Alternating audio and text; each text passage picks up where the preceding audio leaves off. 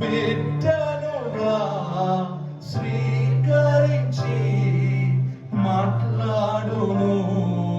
నా మదిలో చెతమ ఆలయముగా ఏర్పరచి నివసించును. నా హృదయములో బిడ్డనుగా స్వీకరించి మాట్లాడును. నా మదిలో